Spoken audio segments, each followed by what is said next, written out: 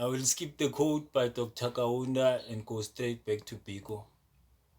This I find it most inept analysis of the essential differences in the approach to life of these two groups.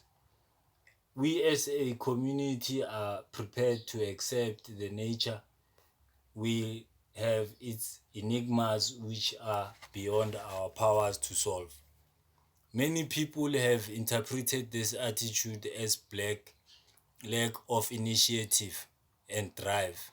Yet, in spite of my belief in the strong need for scientific experimentation, I cannot help feeling that more time also should be spent in teaching men to live together, and that perhaps the African personality, with its attitudes of laying less stress on power and more stress on men, is well on the way to solve our confrontation problems. All people agreed that Africans are a deeply religious race.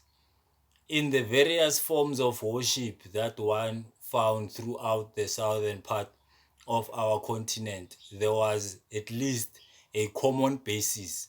We all accepted without any doubt the existence of a God. We had our own community of saints, we believed, and this was consistent with our views of life, that all people who died had a specific place next to God. We felt that a communication with God could only be through these people. We never knew anything about hell.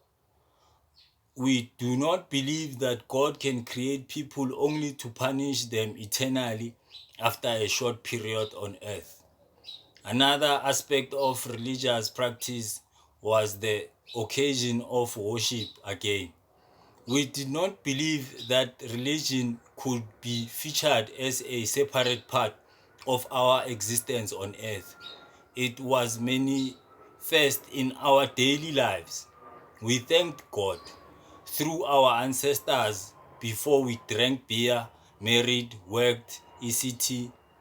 We would obviously find it artificial to create special occasion for worship. Neither did we see it logical to have a particular building in which all worship could be conducted. We believed that God was always in communication with us and therefore merited attention everywhere and anywhere. It was the missionaries who confused our people with their new religion. By some strange logic, they argued that theirs was a scientific religion and ours was merely superstition, in spite of biological discrepancies so obvious in the basis of their religion.